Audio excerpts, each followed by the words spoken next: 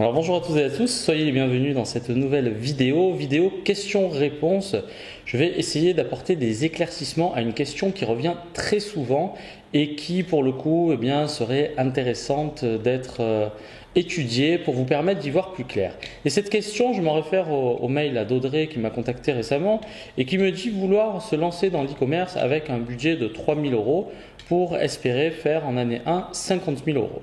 Et donc pour le coup, il y a une deuxième personne qui m'a contacté, Julien si je me souviens bien, qui me demande lui si c'est une bonne période pour se lancer dans l'e-commerce suite à la période post-Covid. Donc pour le coup, je vais tenter de répondre à ces questions de manière très claire et essayer de vous faire comprendre ce qu'il se passe avec l'e-commerce, car il y a beaucoup de choses qui sont fausses aujourd'hui et le but étant toujours de rétablir la vérité.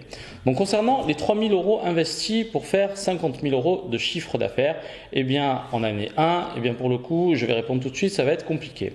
Pourquoi? Tout simplement parce que lorsque vous investissez, et je vais donner des fourchettes assez larges pour vous permettre d'y voir plus clair. Après, il y en a qui auront de meilleurs résultats, d'autres des moins bons, mais pour le coup, je suis obligé de parler de quelque chose.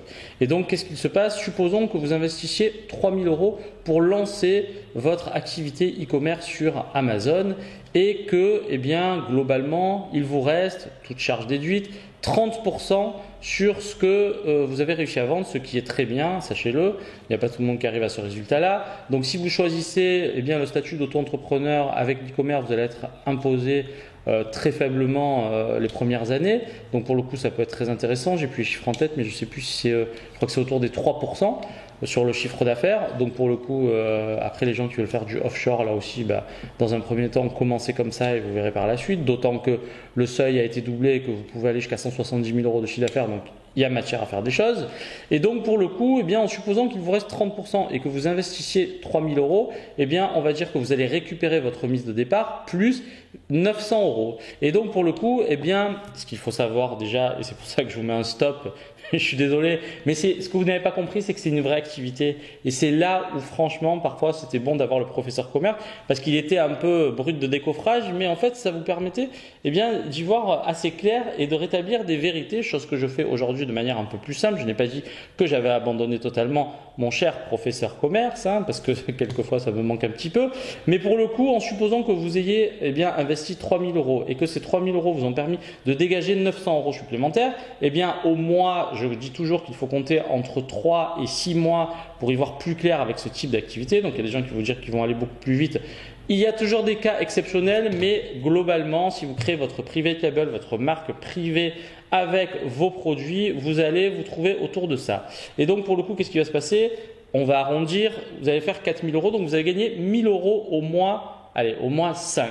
Donc, vous allez devoir réinvestir ces 1 000 euros supplémentaires pour pouvoir acheter encore plus de stock. Et donc, vu que, à partir de ces 3 000 euros, vous en avez fait 4 000, vous allez réinjecter ces 4 000 euros. Et ces 4 000, si ça suit de façon linéaire, parce que là aussi, ça peut être aussi comme ça, ou ça peut être comme ça parfois, et remonter comme ça, parce que peut-être que vous n'avez pas étudié suffisamment votre marché, peut-être que d'un coup, temporairement, vous vous êtes déclassé parce que vous n'avez plus de stock, peut-être qu'à un moment donné, la qualité n'a pas été au rendez-vous, et donc du coup, il y a un réassort qui est mis en place, etc. Il peut y avoir tellement de cas de figure. Le coronavirus, tiens, vous vous êtes lancé, et boum, 3 mois plus tard, il arrive cette crise. Qu'est-ce que vous faites? Donc encore une fois, et c'est la raison pour laquelle, la petite parenthèse est importante, je reviens à la personne qui m'a contacté, Julien, est-ce que c'est le bon moment pour faire de l'e-commerce? Tout simplement, là voilà, tu vois, j'ai un petit truc, là je te montre vente privée.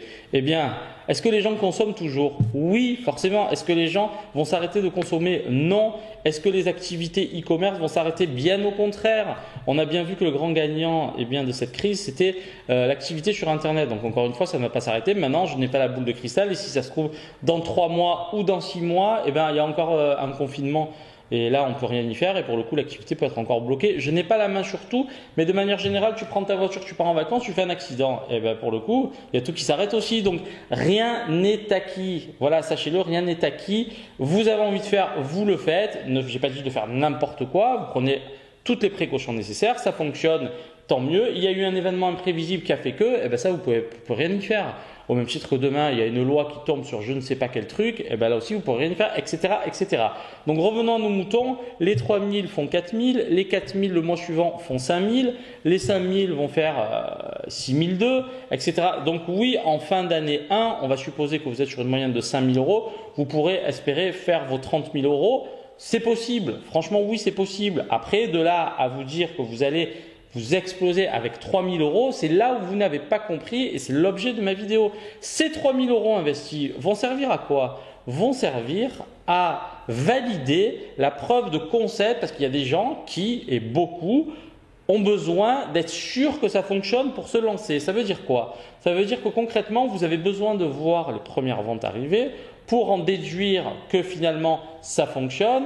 Et derrière, et c'est ces personnes-là qui réussissent tout le temps, c'est un point de départ. Après, vous allez devoir faire un petit emprunt, 15 000, 20 000 euros, pour pouvoir acheter un stock bien supérieur, de manière à pouvoir vous lancer correctement et commencer réellement à faire du chiffre. Et c'est là où tout le monde se plante. Vous avez l'impression que parce que vous avez mis 2 000 ou 3 000 euros, il va vous arriver des miracles. Je suis navré de vous le dire, ça ne marche pas comme ça, c'est une vraie activité. Et la principale difficulté de ce type d'activité, c'est que c'est de l'e-commerce. Au milieu, il y a un stock, il y a de la trésorerie à mettre en place. Donc, il y a des gens qui vont vous dire « Ah, pour le coup, c'est pour ça que le dropshipping est bien. » Investissez 2000 euros dans votre communication dans le dropshipping et voyez ce que ça va donner. Parce que ce qu'on ne vous dit pas, c'est que là aussi, alors allez payer des influenceurs, allez payer de la pub Facebook, allez payer des Google Ads, etc. Et plantez-vous bien souvent, chose que, encore une fois, on te demande des mecs qui font des millions. Alors, la courbe, elle fait ça et d'un coup, il y a tout qui s'arrête. J'ai jamais compris pourquoi. Peut-être qu'il y a un truc qui m'échappe parce qu'on me dit que tiens, tu as fait ton coup et après tu arrêtes tout parce que tu as tes commandes à traiter. Alors, bon courage là aussi parce que quand tu fais des 2000 et des 3000 commandes, je serais curieux de savoir combien il faudrait de personnes qui vont répondre aux gens quand il y a un problème sur la livraison. Bon, jusque-là, je n'ai pas encore trouvé. Je ne suis pas expert en dropshipping, mais moi, je pars du principe que peu importe l'activité dans laquelle tu veux te lancer, il va falloir que tu investisses du temps et de l'argent. Et le principal frein que tu peux rencontrer avec ce type d'activité, c'est qu'il y a un stock au milieu et le stock coûte de l'argent. Il y a une immobilisation de trésorerie et ça pour le coup si tu ne peux pas composer avec ou si tu es trop frileux et c'est là le problème, vous êtes trop frileux, vous avez l'impression que aujourd'hui tout est magique sauf que encore une fois de la même façon et en fait il y a des lois universelles qui s'appliquent un peu dans tous les domaines. Vous voulez vous lancer dans l'e-commerce de façon classique, vous allez faire du SEO. Combien de temps il va vous falloir pour bien vous positionner avec le SEO? Donc, il y a des gens qui vont dire que vous commencez avec Instagram, vous commencez avec vos Facebook Ads, etc., etc. Mais globalement, là aussi, ça va prendre un temps très important pour commencer à avoir vos premiers retours. Et pendant ce temps-là, vous avez aussi tout votre stock qui est immobilisé. Et je pense notamment à une personne, ça fait un moment maintenant, mais à l'époque, je ne m'étais pas trop intéressé au marketplace, il y a peut-être 5 ans ou 7 ans en arrière. Et pour le coup, elle avait lancé un site e-commerce. Elle avait investi à peu près 15 000 euros et pour le coup, ça faisait des clopinettes. Ça devait faire dans les 1000, 1200 euros par mois. Bon, la personne a tout arrêté. Mais qu'est-ce qui s'est passé? Elle était sur son site, a blogué sans arrêt et en fait, les visites arrivaient, mais de façon tellement soporifique au bout d'un moment, tu t'ennuies et tu passes à autre chose. Sauf que si demain, elle avait pris le chemin des marketplaces, pour le coup, il y aurait une dynamique qui aurait permis de se développer considérablement. Et aujourd'hui, et je ne sais pas si je vous l'ai déjà dit, mais il y a une étude qui a été faite et qui dit qu'en 2021, 33% du chiffre d'affaires e-commerce sera généré via les marketplaces. Donc, vous ne pouvez pas faire, à mon sens, sans. Donc, il y a des gens qui veulent complètement prendre un autre chemin et c'est votre choix et vous pouvez réussir.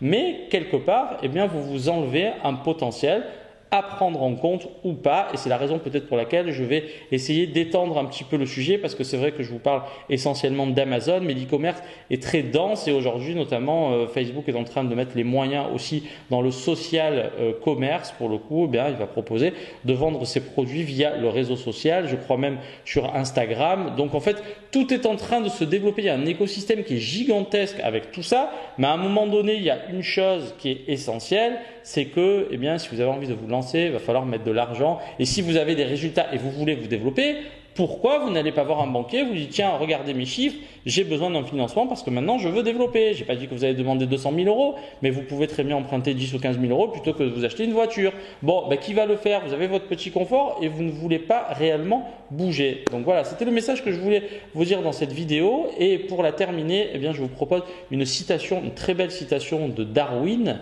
qui dit la chose suivante: ce n'est pas la plus forte ni la plus intelligente des espèces qui survivra, mais celle qui est le plus apte à changer. Et pour le coup, c'est tellement intéressant. Ça veut dire quoi? Ça veut dire que si vous n'avez pas compris, et là je réagis, je ne sais pas si vous avez vu là récemment Philippe Echtebest, personne que j'aime bien, mais qui s'est vraiment énervé contre Jacques Attali, qui disait que les restaurateurs eh bien, devaient absolument intégrer le changement pour anticiper les crises futures, et du coup il s'est complètement énervé en disant que c'était n'importe quoi et que lui il ne comptait pas changer sa façon de procéder parce que la cuisine ça fonctionnait de telle façon. Et je vous dis qu'il a complètement raison dans le sens où aujourd'hui si vous n'avez pas la capacité de comprendre qu'il y a un bouleversement qui est en train de s'opérer et le coronavirus, quelque part, c'est le point de salut d'Internet. C'est-à-dire que ça a permis de prendre conscience qu'aujourd'hui, il y avait des façons différentes de fonctionner et qui étaient plus adaptées aux crises qu'on était en train de vivre. Et il y a des gens qui veulent rester encore camper sur leur position, c'est très bien, mais globalement, si demain moi j'avais un restaurant, eh bien je privilégierais